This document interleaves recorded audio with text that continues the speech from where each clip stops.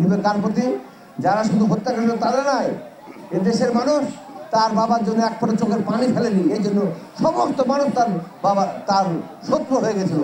ওই জন্য দেশের মানুষকে সে প্রতিহিংসা পরায়ণ হয়ে এমনভাবে শাস্তি দিয়েছে যে একের পর এক মিথ্যা মামলা, খুন করেছে, গুম করেছে, আয়না ঘর পর্যন্ত তৈরি করেছে। আপনারা জানেন তো যে সেই আয়না ঘর আমরা সামাজিক যোগাযোগের মাধ্যমে কারণে দেখেছি, সে আয়না ঘরটা কতটা নৃশংসভাবে একটা মানুষকে আয়না ঘরে রেখে বছরের পরে বছর কিভাবে সাজা দিতে পারে, যেখানে একটু মাত্র ফুটা আছে, 5 ফিট বাই 3 ফিট জায়গা, ঘোরা ফেরার কোনো জায়গা নাই, ওখানে টয়লেট করতে হবে, ওখানে নামাজ পড়তে হবে, ওখানে গোসল করতে হবে, ওখানে খেতে হবে, ওখানে থাকতে হবে।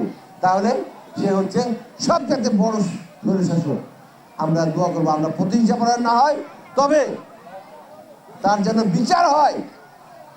সে যে অন্যায় অত্যাচার করেছে, বাংলাদেশের মানুষ নতুন নতুন শব্দ শিখে ফেলেছে। সেটা হচ্ছে কি? গায়েবী মামলা।